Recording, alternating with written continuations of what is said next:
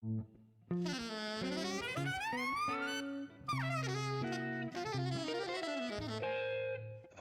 Jazz.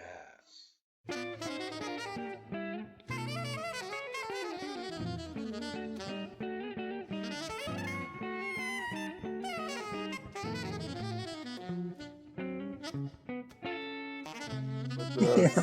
Dr. Jazz.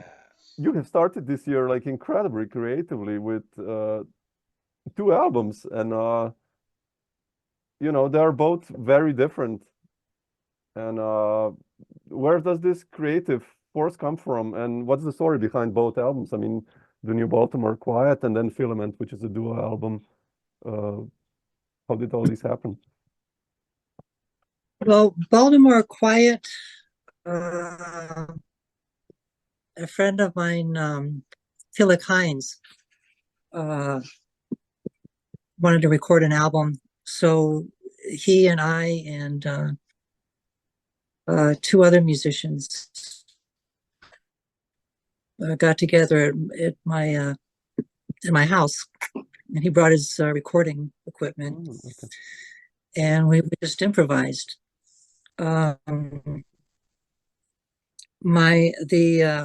The CD with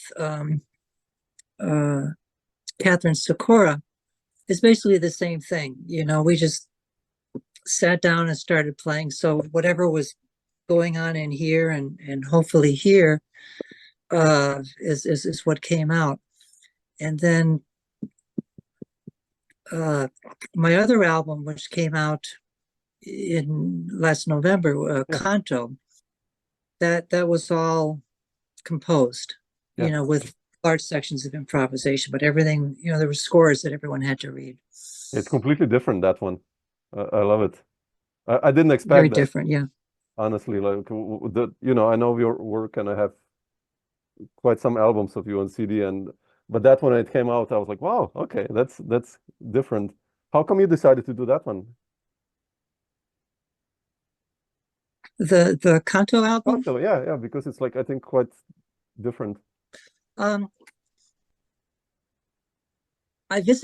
spent a month in Chile in 2003, and I met a lot of the survivors from, the military coup that happened there in 1973. And I got introduced to a style of music called Nueva Canción, new song. Mm-hmm. And it's a kind of a very political, left-wing kind of folk music style. And, it's got kind of a very Latin flavor, of course, and also Andean music. And I love the sound of like some of those instruments, the charango, which is a little bit like a cross between ukulele and a mandolin, and the pan flute, the zampoña, and the quena, which is an Andean flute that's almost difficult, almost impossible to play if you haven't grown up in Chile. And those two instruments, the quena, the Andean flute, and the charango were banned for 20 years during the dictatorship. And my feeling for how a fascist coup can bring on so much suffering, I kind of fell in love with that style and wanted to do that. So I went down to Chile and recorded an album with Chilean musicians. And so I guess the album is sort of a combination of the Chilean folk style and whatever weirdness goes on in my head. So, my own little personal aesthetic, I guess. Yeah, definitely. Yeah, I love that. It's like I said, it's different. You know, I love that the quintet record you did like 3 years ago with Formanek and Mary, and I mean I want to talk about that one, but yeah, I like always what you've been doing. This, you know, going in some melodies and angular, and then some completely like what? I mean, it's the nature of the instrument, also, I guess, you know. So it's beautiful. Yeah. Well, yeah, it's the instrument does everything. I just sit behind it and pretend like I'm doing something. But you know, how did you start playing? I mean, I think I know only Greg Lees. He's kind of delved into jazz lately on this instrument, at least to my knowledge, that I have him on CDs. And how did you start playing improvised music? I mean, what's your story actually? Why did you decide for the pedal steel at all in the beginning? How did you start? Well, to kind of go back to my childhood, I've always liked kind of music that's sort of, I guess, different. And I mean, I liked psychedelic music in the 60s, you know, when I was 12 years old. And Frank Zappa's Freak Out album introduced me to Edgar Varese. Yeah. And it just kept going from there. But I mean, I like all kinds of music, and I listen to all kinds of music. So I started out on guitar, Okay. and then I was really into blues. So I played the bottleneck style, mostly like Willie McTell or Robert Johnson or something like that. And then I saw Muddy Waters perform live in Chicago, maybe 1971 or 72, at a tiny little club. I mean, I was maybe 5 meters away from him. Oh man, okay, wow. And you know, just like the slides, you know, that all that energy, that everything, the nastiness, yeah, between the notes and everything, just sort of subtle movement. So I really got into that, and then I started to like country rock came along, and at first I didn't like it, but afterwards I kind of liked it. It was so different. It's like pentatonic major chords and really pretty harmonies, and it reminded me of, you know, maybe being at a creek and watching water flow over the rocks or something. It just had a comfortable feeling to me. So I played that, and I had a 1957 Stratocaster that my parents bought for me in maybe 1966 for $150. And I wanted the Mustang because, you know, it was brand new, but we didn't have enough money for that. So at the beginning of my stupidity, I traded that guitar, the 57 Strat, for a dobro. Oh no. And played the dobro for a while. And then so I liked the dobro, and I thought I was really good at it. But you know, I was a teenager, you know, kids just think they know it all sometimes. I thought I could play like Robert Johnson, and you know, as a 13-year-old. So I played the dobro, and there were certain things that I couldn't get on the dobro. The dobro is a slide instrument with 6-string resonator guitar. So, and I saw somebody at a bar playing the pedal steel. I just turned 21, and I was like, oh man, it's just, and I saw it from a distance. So I didn't really see the strings on top of the neck, so it just looked like this bar was just sort of floating in the air, like a what's that? It's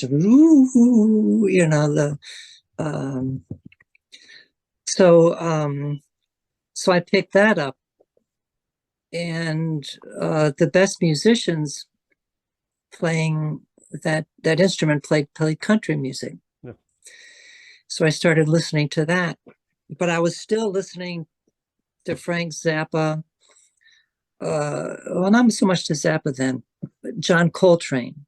Okay. And I first heard him when I was maybe 15 years old on a underground FM station, and it was late John Coltrane.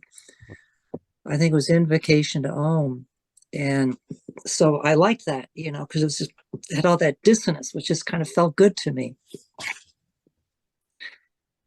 And so I would play country gigs at night, 5, 6, 7 times, sometimes more a week. And I would meet other country musicians who were sort of into jazz, and we would play not even real book tunes. We play like 1 o'clock jump or something, kind of swing jazz.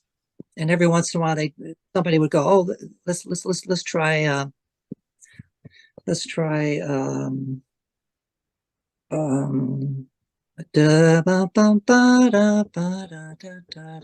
Cherokee." Oh yeah.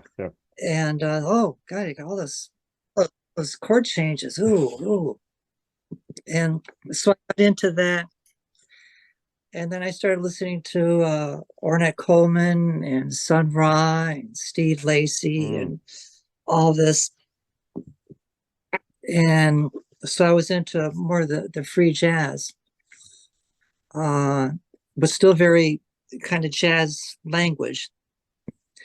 And then I met Pauline Oliveras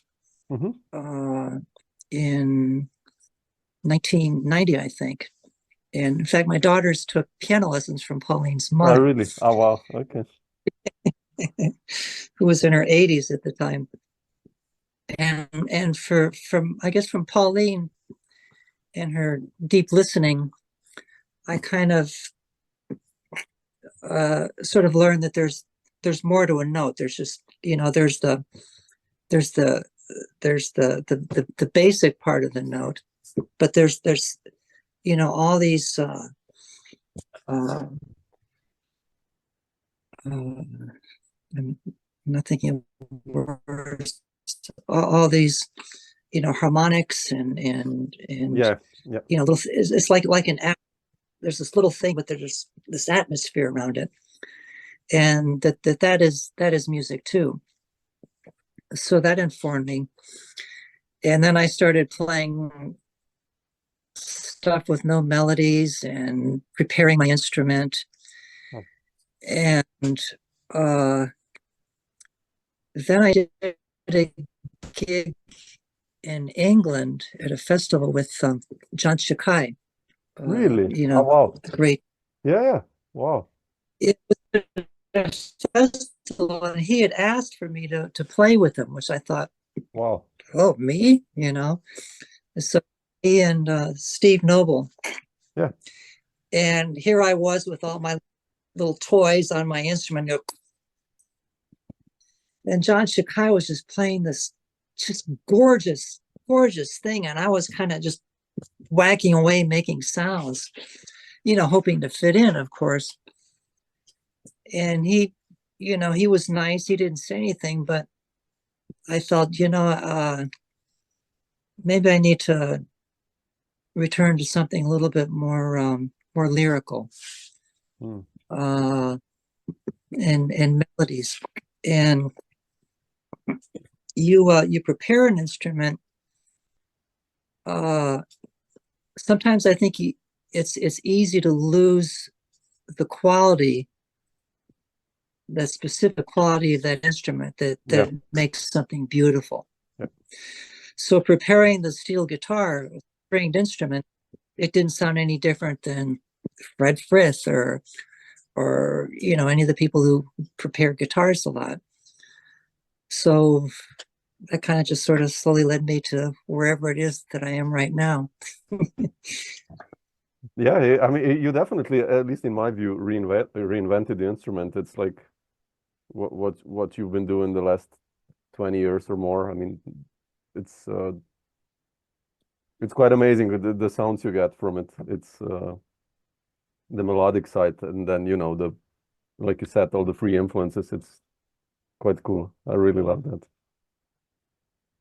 In 1984, I played my steel guitar through a synthesizer. Whoa! And I was one of maybe two pedal steel guitarists in the world at the time that did that. And I could get organ and flute and everything, strings and wow. And I would mix that in with my regular tone to get a bigger sound for the kind of music I was playing then, which was like fusion, jazz fusion. It's like Weather Report and that sort of thing. Wow. And then I sort of figured out that I could get more different sounds and very more subtle than a synthesizer could do. So now I don't prepare my guitar. I don't use loops, or not that there's anything wrong with that, but it's just, you got to set a limit, I think, somewhere on the music that you're going to do, and to an extent stay within those confines. Yeah, interesting. Did you record ever in the 80s with this synth, going through synth, or? I might have. I don't think I have any of it though.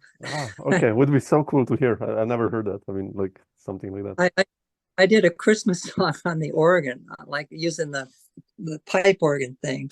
Wow. I might have, but it just sounds like somebody, like a piano beginner playing the pipe organ. Oh yeah, sure. It's like early MIDI or something. Yeah, but still, cool idea actually. Amazing. I've read you had also an encounter with Eugene Chadbourne, and how did that happen? And I mean, he's one of those freaks of his instrument in a positive sense, like what he's been doing, for the last 50 years at least. So yeah, he's definitely different. It's I was living in Houston, Texas at the time and playing, country gigs. And so Eugene was coming to town, a tiny little bar in Houston. And so they asked me if I wanted to open the show for them. I said, sure, why not, And so I played a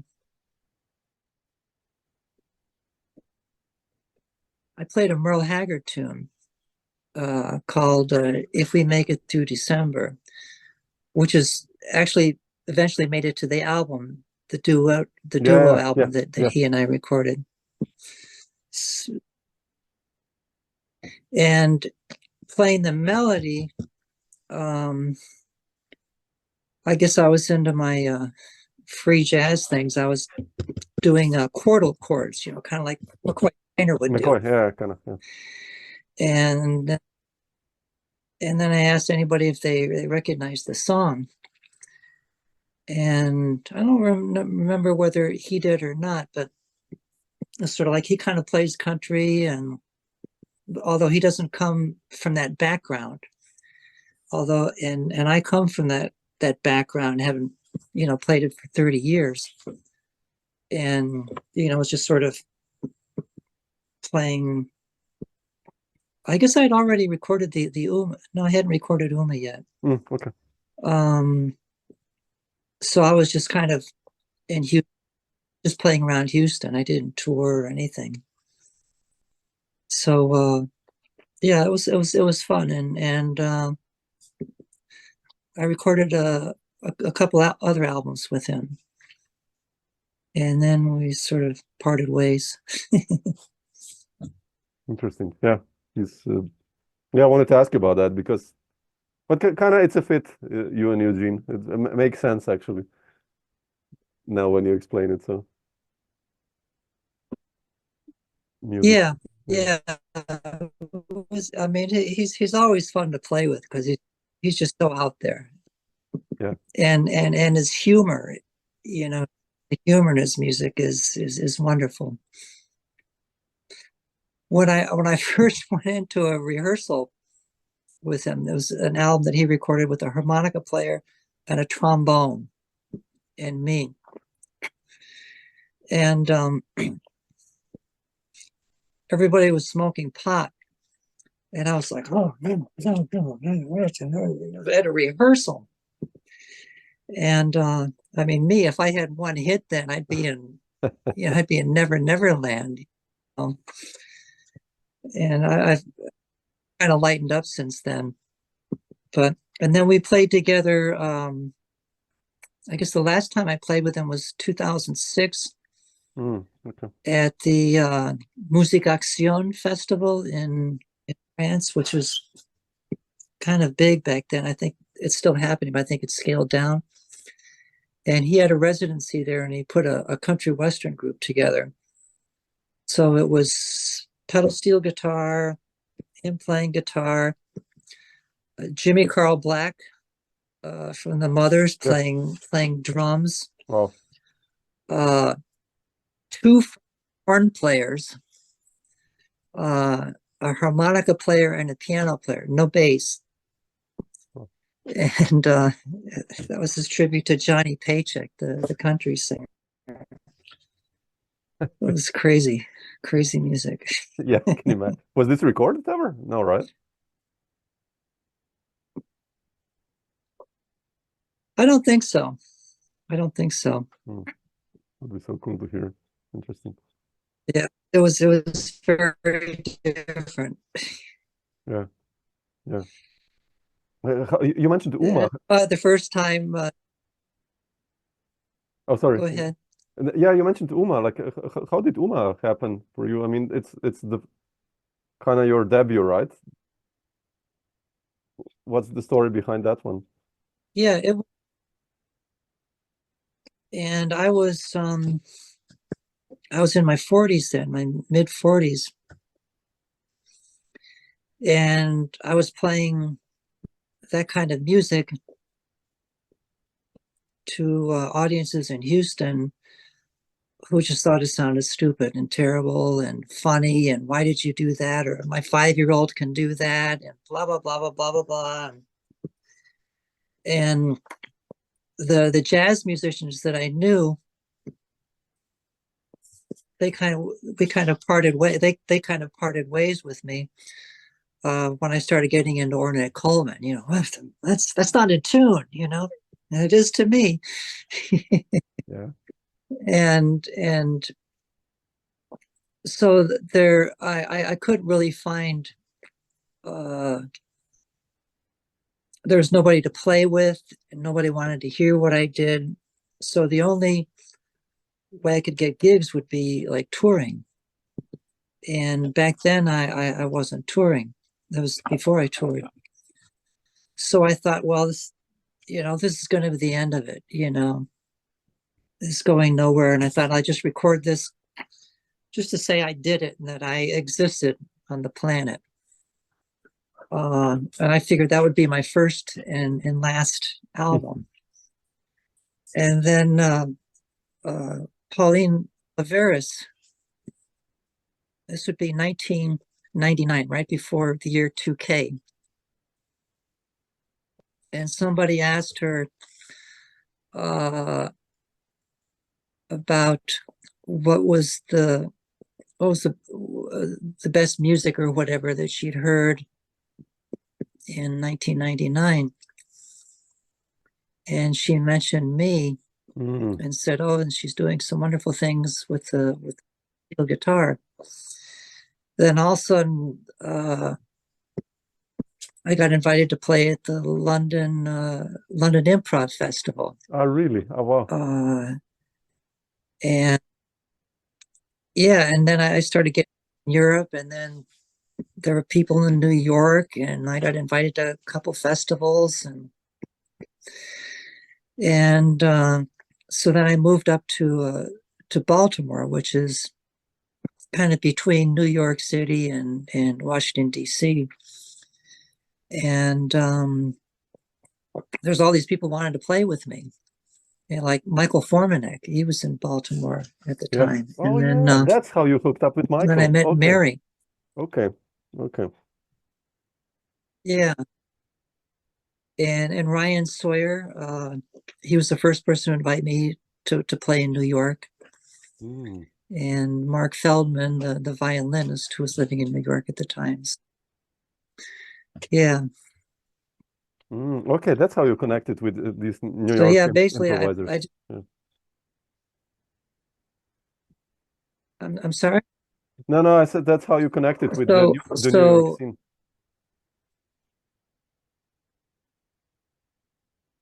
it is, yes. Interesting. Yeah. Sometimes there's a slight delay, Yeah. like your picture freezes and then it goes back. And so I start thinking, oh, but I think if I wait, it catches up. So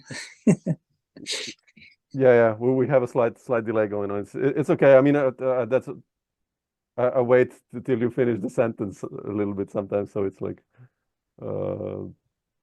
but we're catching everything, so that's good. so yeah. So when it happens, I'll just wait. But you mentioned Michael Formanek, and I play with him actually in May. I have a gig with him, and he's one of my favorite bass players. And how did you end up then doing all those albums, Mirage, with Ellery Escalin, and especially Pedernal, which is a monster record for me. It's really one of the best modern jazz records out there. It's such a group in the music and your compositions. Like, what's the story behind those albums? Well, Ellery's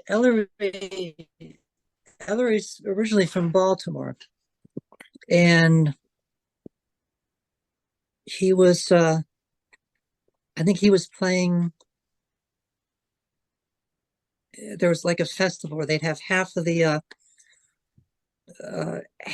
performances in Washington D.C. and half in Baltimore because they're close to each other. Yeah. And for some reason, Ellery asked me and Michael. No, he did a thing at a university, and Michael and I played that with him. So that was the first time we met, and the first time we performed together. And that album was recorded at our first gig. Oh, really? Oh, wow. That's so amazing. basically, Okay. I knew Michael Forman. We'd played together a bunch of times, but never met Ellery. And so half of the album, I'm not sure which tunes on the album were recorded live when we were performing. And then there were some that were after everybody left. The recording person was still there, and we maybe an hour or two recording. So that was all the first time that was the first time I met him. Was when we played together, when that album was recorded. Yeah, it's such a beautiful one. Yeah. And I guess Formanek's living in Portugal now. Yeah, he's in Portugal, which is great for us Europeans. So.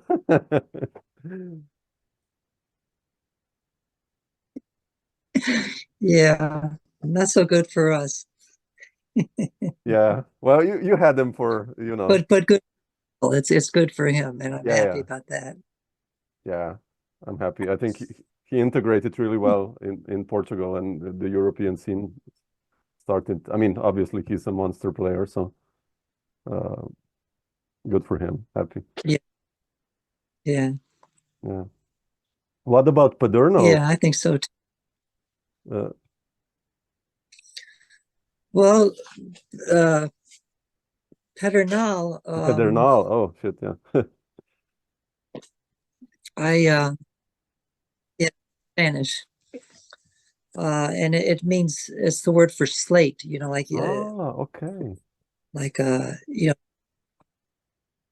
and there's a mesa in New Mexico called Pedernal. Okay. And when I wrote the music for that, that mesa was right outside my window. So I was looking at that while I was sometimes composing music. So I received a grant, and so I thought, well, let's write some music. I'd never really written music for a group before, and just Michael and Mary and Ryan Sawyer were friends of mine, and we played together at various times. Mark Feldman, I didn't know him. I met him once, maybe 10 years earlier, at the Stone, when I was playing. I think I played with Jerry Hemingway, and then he and Sylvie Courvoisier came up next, and I thought they were so good. It was like she was instantly my favorite pianist, and he was instantly my favorite violinist. So I asked him to do the album, and then I just wrote a bunch of tunes, and we went in and we recorded the album maybe 5 or 6 hours. Yeah. It was pretty quick. And the album did well, and I was hoping that we could maybe do a little tour or something like that. But then COVID happened. Exactly. And so there's music. And then Mary Halvorson, got a MacArthur Award. And so she's kind of in that world, kind of moved up quite a bit. I guess the only real gig we did, the Winter Jazz Festival in New York was kind of a nightmare because we had a lot of technical problems. But we played in Berlin. Oh wow! In 2021 for the festival, and that's the only gig those are the only 2 gigs we did. So that's a shame. And Mary, I mean, she has a band, and it lasts till her next project comes along, and that's kind of a common thing. And without those musicians, I don't know if you could really recreate whatever magic that album might have had. True. Yeah, it's such a beautiful record. Yeah, especially you and Mary, kind of, because her style of guitar playing is so different. So also when you were in her octet, or when she was in Pedernal, it's like you blend so beautifully together. Sometimes you don't even know who's playing when I'm listening to you. It's a beautiful connection you got. I know. She's such and I don't know why it is, because a lot of other guitar players, that doesn't happen with. I think a lot of other guitar players, there's this kind of rock and roll thing, like, rock and roll soloists, like, guitar gods or whatever. So, it's like, you follow me, I'm doing this thing, you support me. And with her, I don't know, it just felt effortless, it's like we just sort of do it. And we played together with Nate Wooley's Columbia Icefield. Yeah, that's so beautiful. And it was also. the same. It was the same thing there. It was like it was just effortless. It was really So, in fact, when we had when she had her octet, everything was very, very, very composed. I mean, except for the improvisations, of course. And to me, the music was difficult. It was difficult on my instrument, and was just, I'm not much of a reader.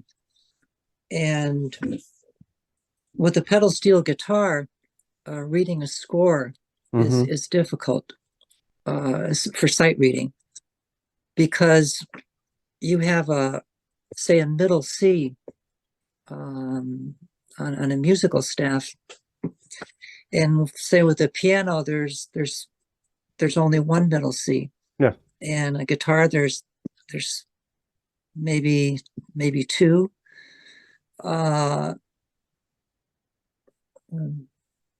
Yeah, maybe five. I don't know. On the pedal steel, there's 20 different places to get a middle. Really?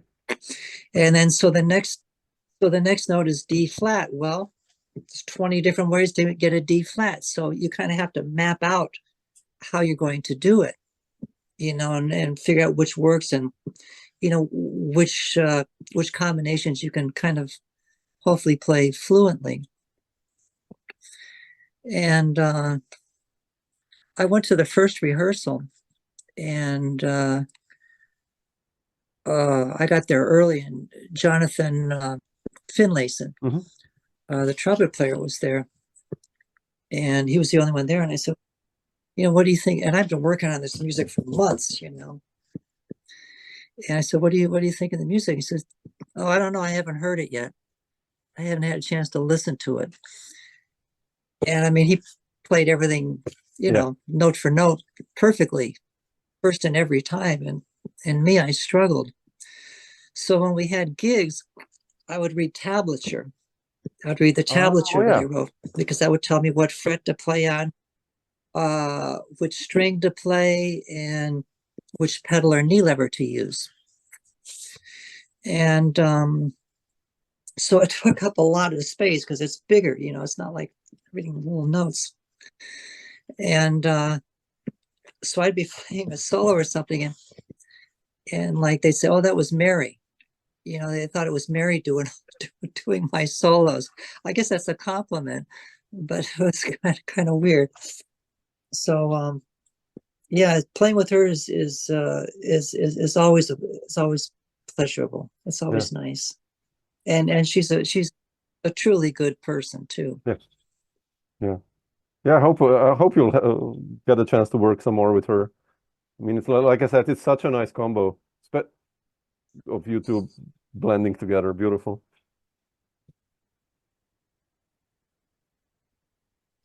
Yeah, I hope so too. Who knows? Yeah, definitely. Yeah. With Nate Wooley, we played in Louisiana. Shit, you did? Oh, in San Dome. Yeah. I remember. Yeah. Yeah. And I think Pussy was playing the same night. Yeah. I remember that. I couldn't come on that gig. Yeah, I remember.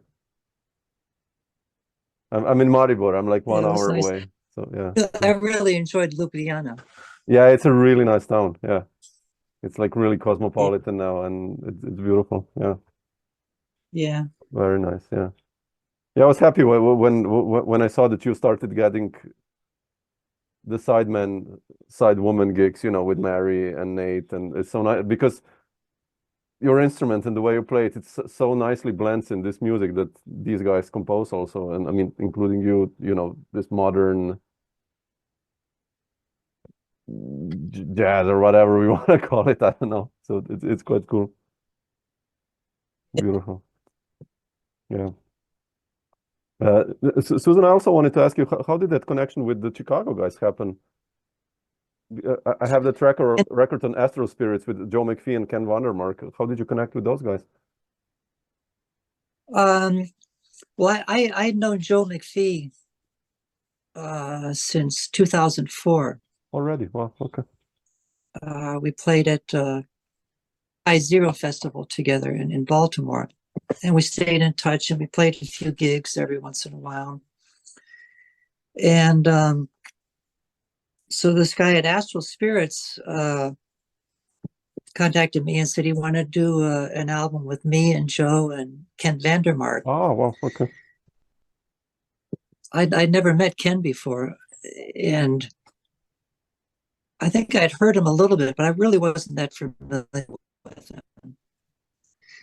And so it's another one of those things. I mean, I met him on the day we were recording, you know, in the car, you know, driving to the recording session. And that was a really nice album to play on, because he and Joe play so well together. You know, they're both so fond of each other. And I know Ken, you know, just thinks the world of Joe McPhee. And yeah, it was just kind of a fun time. Mm-hmm. You know, we just improvised, and you know, oh, let's do this over again. Nothing like that. So, and then we played a gig, I think, the next night, or maybe that same night, or something like that. And then we played in Chicago at MC, the art gallery, and then we played together in Montreal at Sala Rosa, and then I did a couple of gigs with Ken in Chicago.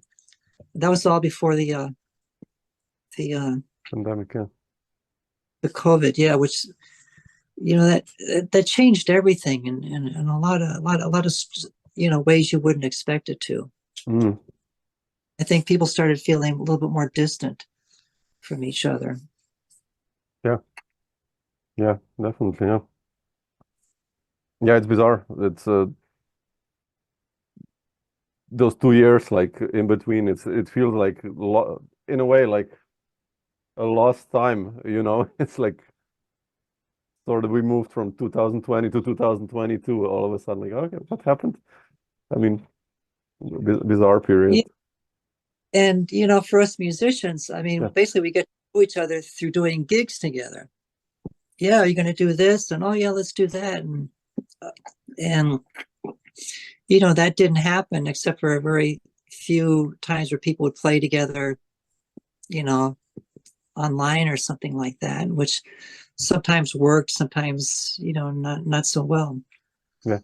But yeah, and in COVID, so when COVID happened, I thought, well, no gigs, so I'm gonna work on an album that I'd been working on off and on for several years of Olivier Messiaen's music. Really? Oh wow. And I read that that he's an influence for you as well. Yeah, I did. Yeah, definitely. So I recorded the Louange, and I recorded O Sacrum Convivium. Like solo, like everything solo, or? And for some reason, O Sacrum Convivium is a choral piece. So there's basically 4 parts, and if I modulated down a half step, I could do it on my instrument, because I could have some open strings to play with. Yep. And the Louange from Quartet for the End of Time, you know, piano and cello. But that piece originally was written for I think 6 ondes martinos. So it had that kind of feeling, which I liked. So I was able to get at least three of the piano notes. Yeah. And the melody. And then I started on I think it's Abyss of the Birds, Abîme des Oiseaux, Yeah. which was written for clarinet. So I thought, oh, no problem. You know, it's you know, no chords, you know, and I can play fast if I need to, and you know, there's no problem with it being out of range. And so that's what I started working on during the pandemic. And then there was this part in there where I forget the name of the music symbol between the notes, but very quick play the attack loud and then immediately back off the volume. Oh yeah, okay. So me, I have a volume pedal with my foot, and I have to do this, and it had to be precise, you know, and you're doing it very fast.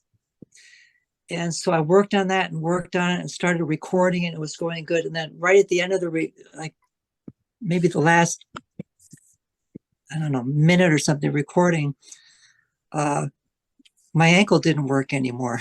Oh shit. Okay. And I had torn some tendons. Wow. And I couldn't play anymore. So I couldn't play for a year. I could play for maybe 5 minutes. Wow. And fortunately, with the pandemic, there weren't any gigs anyway. And if somebody asked me to play online, I could do 5 minutes and then, you know, stop and then do another 5 minutes. Yeah. And then I had to learn how to talk again. And so yeah. Sometimes I think it was Messiaen turning over in his grave because he was upset at how terrible his music sounded with the pedal steel. Come on. But you should finish the project. That would I would love to hear that.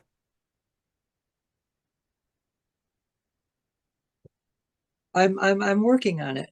I'm Yeah. working. I'll send you some MP3s if you'd like please, to hear. I would really love finished. to hear it. Please. I would love to hear that. Wow.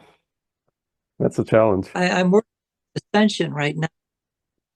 I'm working on his Ascension right now. And I can sort of get it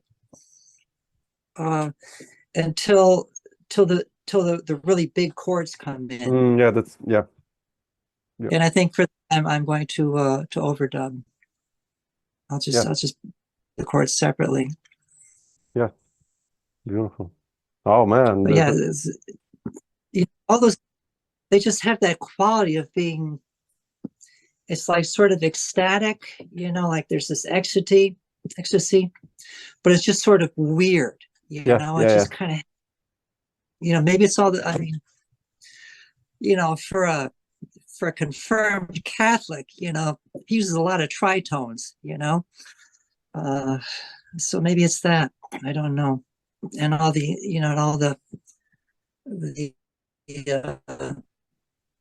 Indian rhythms, and it's sort of the, yeah, he was kind of world music in a lot of ways. Yeah. More so, I think, than other composers in that time. Yeah, I think it was quite important for so many jazz artists. You know, Gam. Yeah. Yeah. Oh, fantastic. I guess Debussy liked Gam, but all the Hindu rhythms and it's fascinating music. Oh, yeah, I love it. It's just all these French guys like Henri Dutilleux as well, and you know, I don't know that they had something, this exploratory rhythmical side that they really liked. I really like that in music, the rhythm. It's like amazing, yeah. And especially since we can improvise. Those guys just wrote it, and then if you write something like that, and you can still go into a free improv, that's even nicer, right? And it's like it's beautiful. Right. Yeah. Beautiful. Yeah. I recorded an album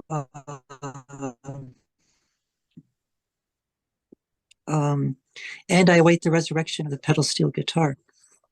And the first the first piece on that, well, the second piece on that album is called And I Await the Resurrection of the Pedal Steel Guitar, which is taken from Messiaen's Et Expecto Resurrectionem Mortuorum. Mm. And I first heard that in maybe the early 90s.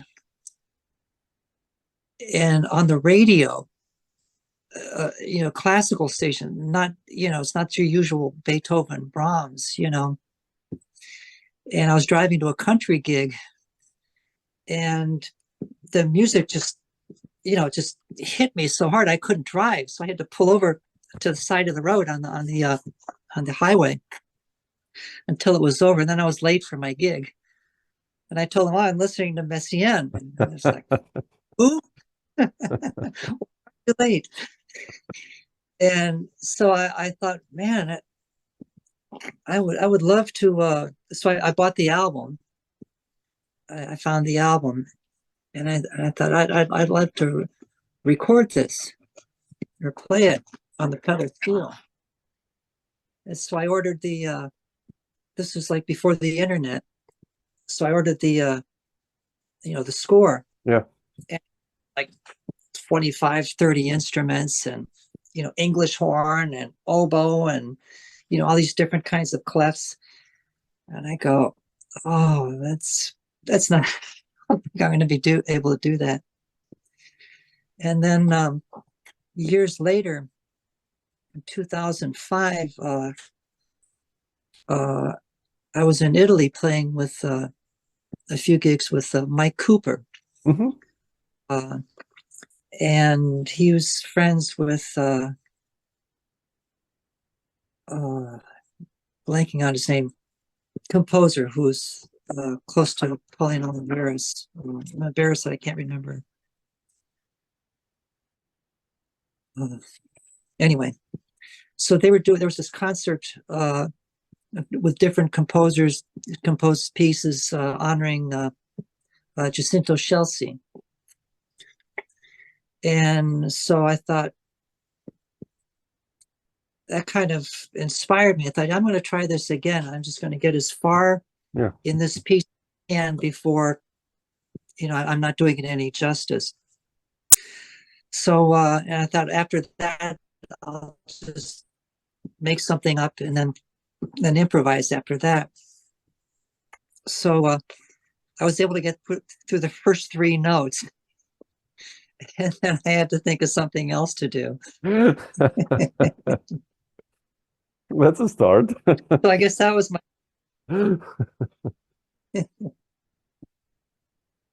Yeah, but beautiful. Now you have to do the solo, Messiaen. Come on, really. If you're basically halfway there. I think and I also might do what's that other one? Something for the 7 trumpets. Bum, bum, ba, da, da, Yeah. bum, I know what you mean. Yeah, you can get some 4 voices or 5 voices going on, and yeah. So and it starts off. It's all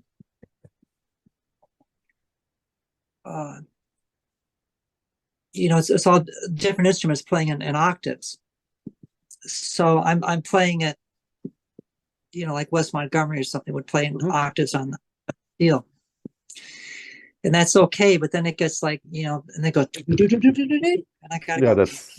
That's so heavy. Yeah. With my, so that's a work in progress. The Ascension, I've pretty much figured out that I'm just trying to kind of play it more fluid and find the right amplifier to record through. Yeah. Fantastic. Because it should be sort of clean for those kind of dissonances. You should use this one.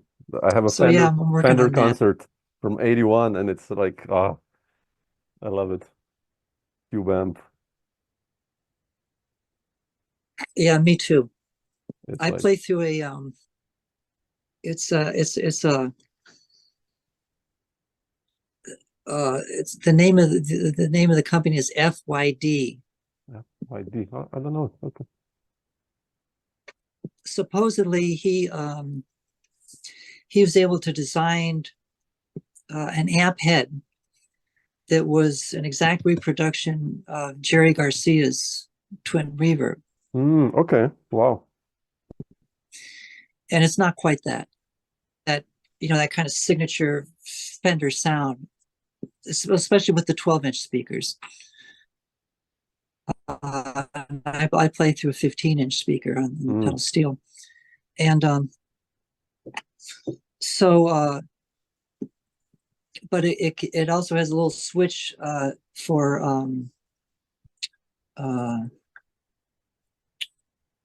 what do you call those?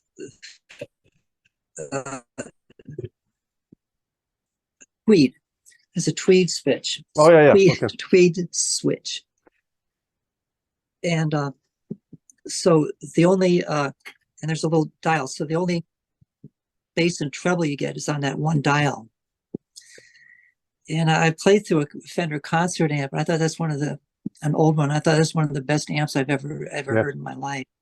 Yeah. It's just absolutely gorgeous. Yeah. I sometimes bring it on the road with me if we have a van. It's heavy, but it's worth it.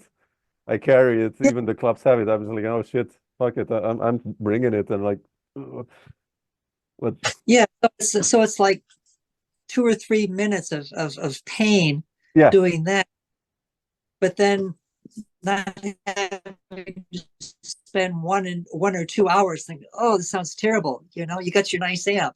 Yes, I feel the same way. Yeah. I sometimes curse when you cannot go with a van close to the club, and then you have to walk like 200 meters, or it's like, oh shit, why am I doing this? But like you said, then it's all worth it. Then you plug it in and everything. Oh, okay, I get it. Yeah. But Susan, I wanted to ask you still, like, what's still on the schedule for you for this year? Hopefully you'll finish the Messiaen project, and do you have any tours coming up or plans coming to Europe as well, or planning a new recording with a group, or? I've just been doing some local gigs. I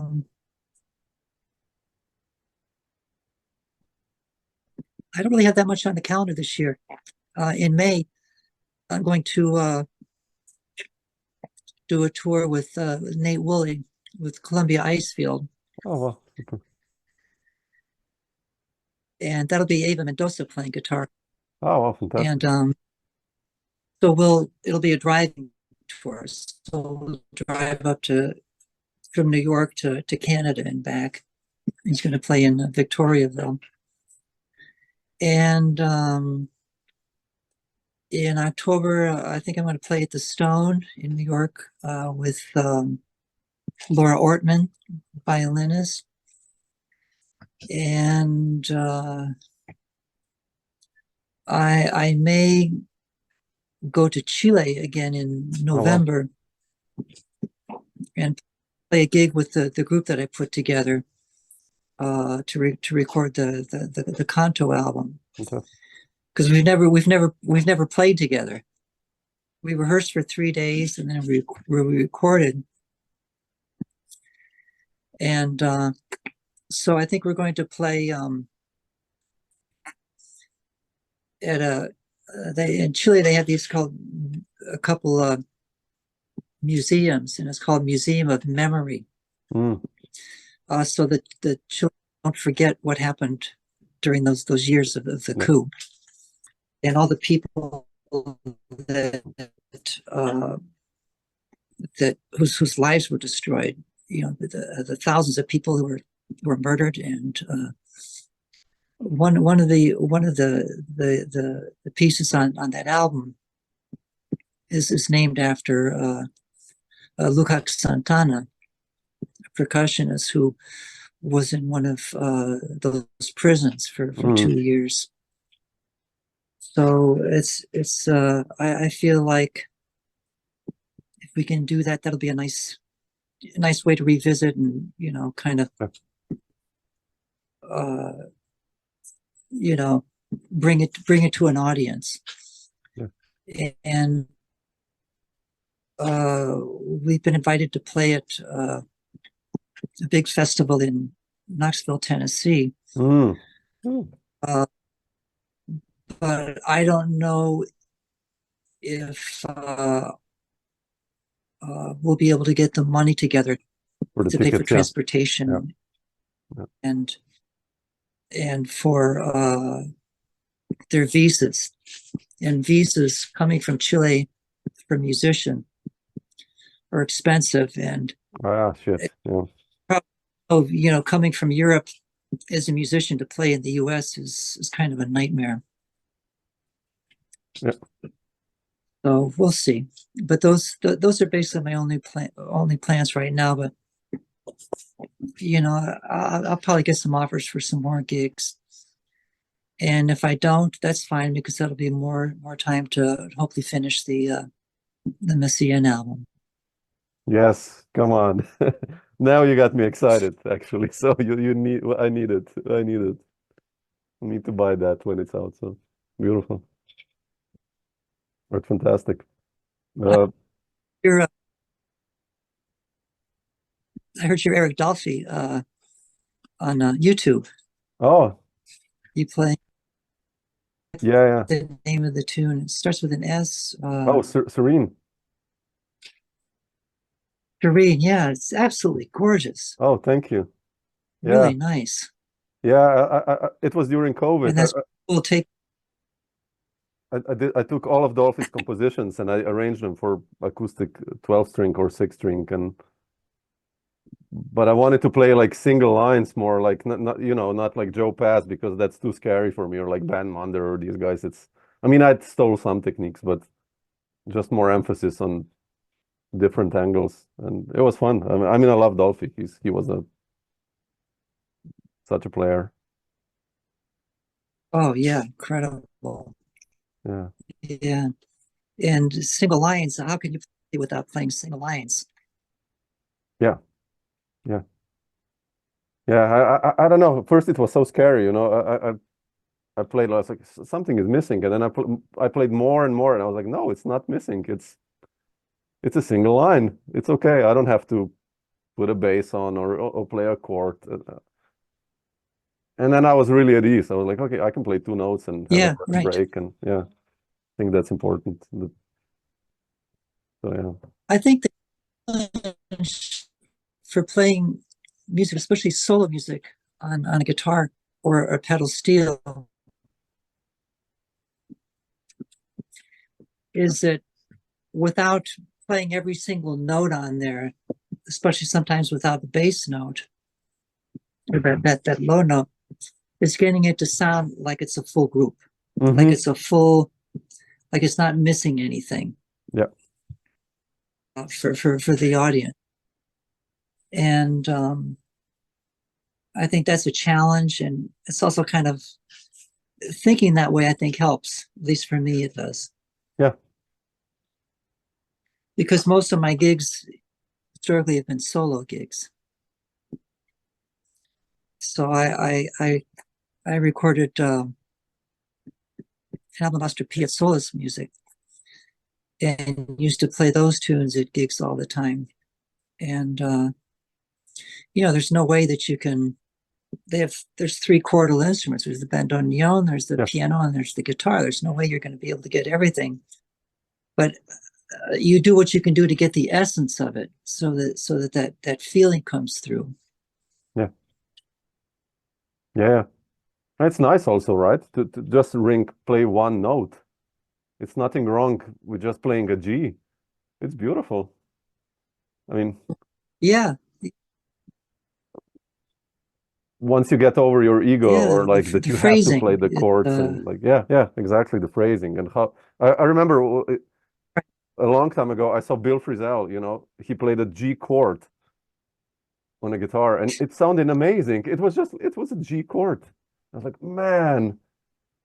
And then I came home and I played the same G chord, like, and I was like, it didn't sound at all like Frizzell, and it was the same chord, the same notes, but you know, it's the phrasing, the what you put into it, and so yeah. Was he using a volume pedal? No, it was just like, Just playing G chord. yeah, but you know, he kind of bends the neck a little bit, and it's Yeah. his fingers. I mean, you know, it's like, I don't know. Yeah, I saw him in Berlin when at the Berlin Jazz Festival. He and Mary did a duet, Mm. and he was playing with a volume pedal then. He was playing with a lot of loops, Yeah. which were interesting. But my favorite, what I remember of him playing was he just played something very simple. He played Yeah. Burt Bacharach, you know, what the world needs now is love, sweet love, and very, very sparse and not, you know, virtuosic, but how beautiful. Yeah. Yeah, I like that too. It's just when you forget the you know, the heritage of the instrument, I think it's nice. Like you listen to Joe Pass's Virtuoso, and you're like, oh man, that's how are you gonna, you know, beat that? But it's no need to beat it. It's just like you need to find your own, I don't know, what you want to do, I guess. So Yeah, he was the best guitar player at the world at being Joe Pass. yeah, exactly. Yeah, nicely put. Yeah. Be the best guitar player in the world being you. Exactly. Yeah.